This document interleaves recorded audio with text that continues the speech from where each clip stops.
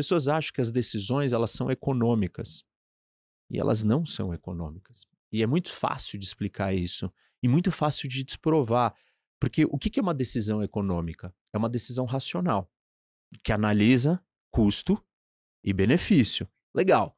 Então, aí eu pergunto para vocês, vamos falar de custo. E aí, quando a gente fala de custo, talvez custos sejam lidos de uma forma mais universal. O que que significa dizer isso? O que é custo para você vai ser custo para mim, vai ser custo para o Josué. E beleza. Só que quando a gente fala de benefício, cada um de nós entende benefício de uma forma. Porque você gosta de pilates, eu gosto de jiu-jitsu, você gosta de musculação. Então, benefício, o filtro do benefício está de acordo com a sua política, com a minha política, com a política dele. Não existe nenhuma análise de decisão racional, nenhuma tomada de decisão que pode ser extirpada do elemento político. Porque política é sobre valores, sobre crenças, sobre objetivos. Como nenhum ser humano tem os mesmos valores, as mesmas crenças e os mesmos objetivos, a gente nunca vai ter uma tomada de decisão racional pura. Não existe decisão racional pura. E assim, eu não estou nem entrando, eu não estou olhando do ângulo dos nossos vieses, problemas cognitivos, falhas mentais, incapacidade de tabular e computar todo o cálculo matemático do custo e do benefício. Não é aí que eu tô. Eu estou trazendo um outro elemento para a mesa e para a equação, que é o elemento político. E aí, quando eu falo em política, eu não estou dizendo política, você é de direita ou esquerda. Também pode ser isso, mas eu estou falando de política como um fenômeno humano maior, com P maiúsculo, que é o quê? Divergência.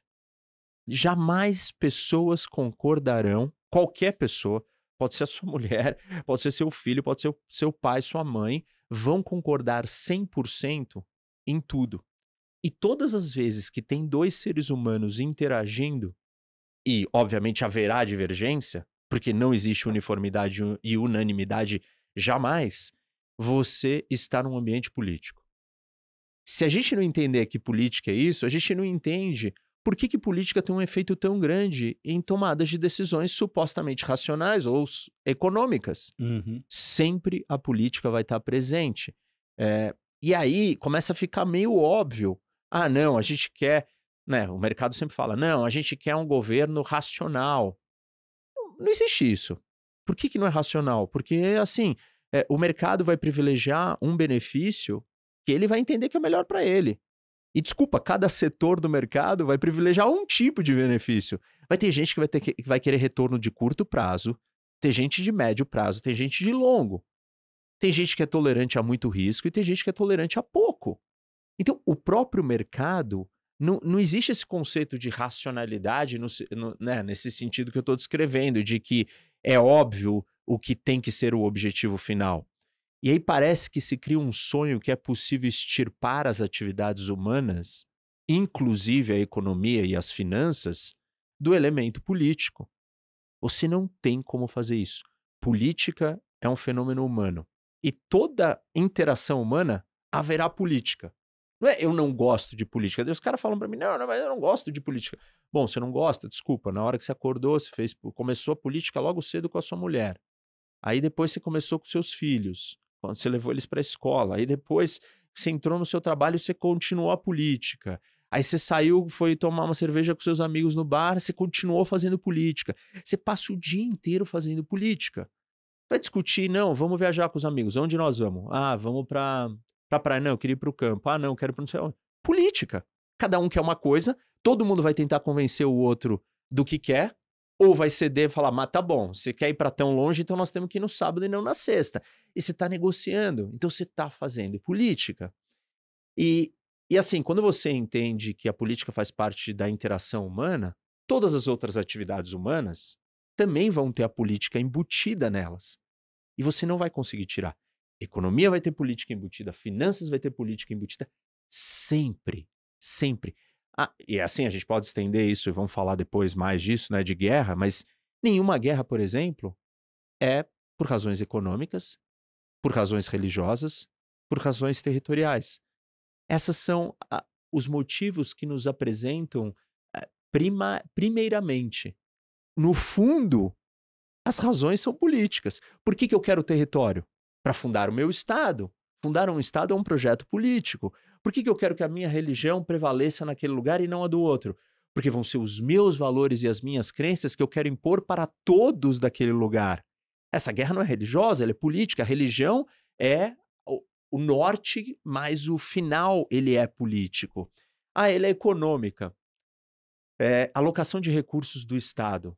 É uma decisão política ou econômica? Você ambientalista, ele sindicalista. Arrecadamos todo o dinheiro do Estado. E aí, como que você quer gastar o dinheiro do Estado?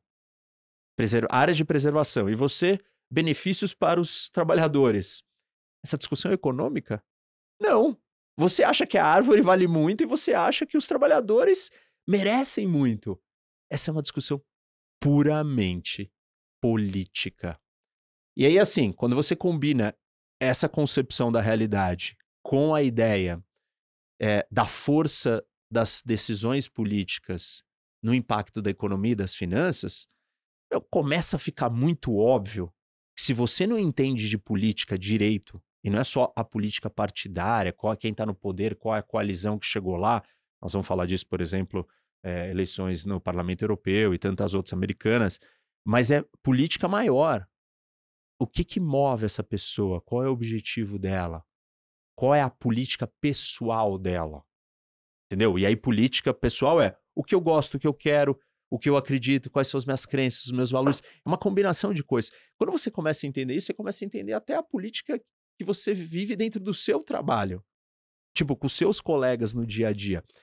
E aí a gente já virou uma chave. Aí você não olha mais para a economia só querendo entender dados econômicos.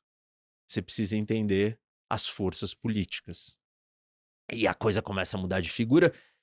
Óbvio que, do ponto de vista técnico, esse assunto ele é tratado como análise de risco político. E a política, ou a geopolítica, elas são uma variável de risco que pode afetar os mercados, que pode afetar a economia, pode afetar a sociedade, pode afetar todo mundo. E aí, o que é importante é você incorporar este fator no seu processo de tomada de decisão e no seu processo de análise de risco. Não, tem o risco dessa empresa dar o calote, o caixa. Pô, maravilha você olhar o quadro econômico dela e financeiro. Mas e o quadro político? Você incorporou a análise política dentro da sua matriz de risco? E essa é a parte profissional do que eu faço, né?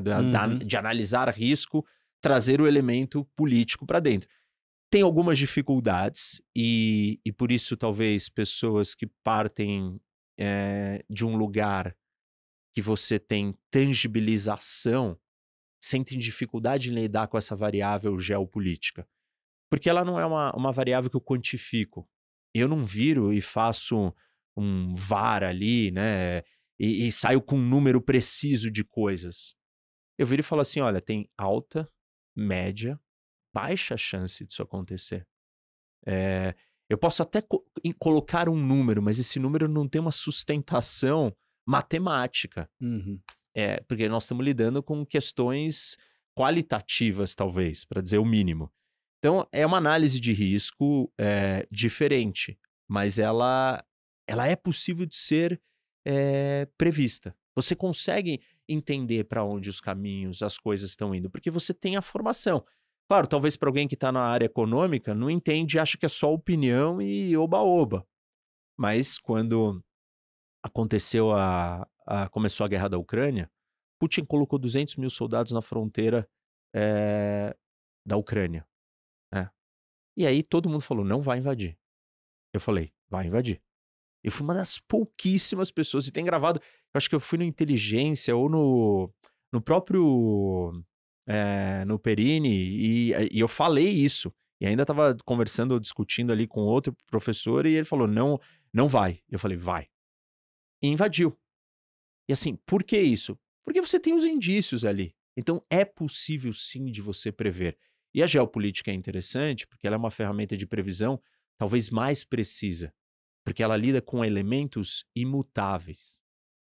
Você tem um monte de coisas variáveis na política e na geopolítica, por exemplo, tecnologia, a força humana, né? Palavra geopolítica, a gente olha, geo de geografia, política de política. E política, como envolve pessoas, seres humanos, ela está sempre mudando. Mas o elemento geográfico, ele é imutável, em Uhum. grande medida. Demora muito tempo para aquele mapa, né, para o tabuleiro do mundo mudar.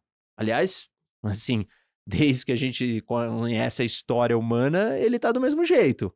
Tem poucas mudanças que foram feitas ali. Foram feitas com intervenção humana, foram feitas com tecnologia. Por isso que a geopolítica não é determinista.